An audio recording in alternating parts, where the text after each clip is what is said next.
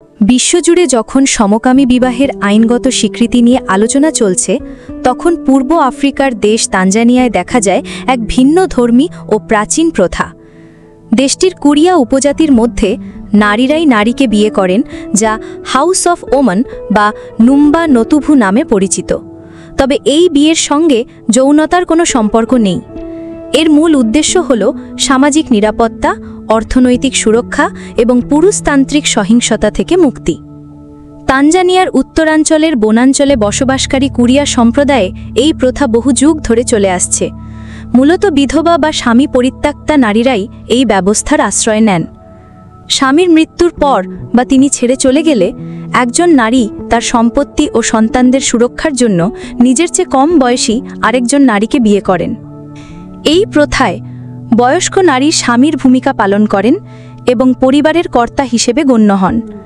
তিনি তার চেয়ে কম বয়সী একজন নারীকে বিয়ে করে নিজের বাড়িতে নিয়ে আসেন। এই নবপরিণীতা নারী পরে নিজের পছন্দের কোনো পুরুষের সঙ্গে সন্তান জন্ম দিতে পারেন, কিন্তু সেই সন্তান ও পরিবারের সমস্ত সম্পত্তির মালিকানা থাকে প্রথম নারীটির, অর্থাৎ যিনি স্বামীর ভূমিকায় আছেন।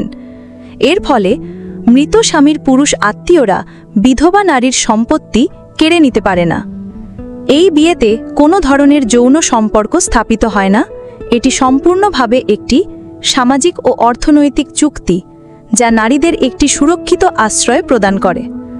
তানজানিয়ায় নারী নির্যাতনের হার অত্যন্ত উদ্বেগজনক।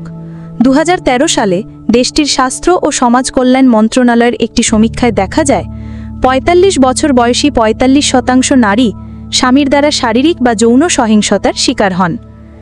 এই নির্মম বাস্তবতাই অনেক নারীকে পুরুষদের প্রতি অবিশ্বাসী করে তুলেছে এবং বিকল্প সুরক্ষা ব্যবস্থা খুঁজতে বাধ্য করেছে। আনাস্টাসিয়া জুমা তেমনই একজন। তিনি বলেন, আমার মাত্র 13 বছর বয়সে বিয়ে হয়েছিল। স্বামী আমার সঙ্গে দাসের মতো আচরণ করত এবং পরে আমাকে ছেড়ে চলে যায়। এরপর তিনি কুরিয়া রীতি মেনে মুগোসি মানিঙ্গো নামে আরেক নারীকে বিয়ে করেন। মুগোসি দৃঢ়তার সঙ্গে বলেন, এখন কেউ চাইলেই আমাদের স্পর্শ করতে পারবে না। যদি কোনো পুরুষ আমাদের সম্পত্তি কেড়ে নেওয়ার চেষ্টা করে বা আঘাত করে, তবে উপজাতি প্রধান তাকে শাস্তি দেবেন। এই ব্যবস্থা নারীদের কেবল অর্থনৈতিক স্বাধীনতাই দেয় না, বরং একটি সুরক্ষিত সমাজও উপহার দেয়, যেখানে তারা একে অপরের রক্ষা কবচ হয়ে ওঠেন। তানজানিয়ার এই নারীরা মূলত কৃষিকাজ করে জীবিকা নির্বাহ করেন। তারা জমিতে মুট্টা, বাজরা, গম চাষ করেন এবং গরু, ছাগল ও মুরগি পালন করে নিজেদের সংসার চালান। হাউস অফ ওমান প্রথা তাদের এই কষ্টার্জিত সম্পদ রক্ষা করতে সাহায্য করে। একবিংশ শতাব্দীতে দাঁড়িয়েও কুরিয়া উপজাতির এই পুরাতন রীতি প্রমাণ করে যে প্রতিকূল পরিস্থিতিতে নারীরা কিভাবে নিজের জন্য সুরক্ষা ও সম্মানের পথ তৈরি করে নিতে পারে।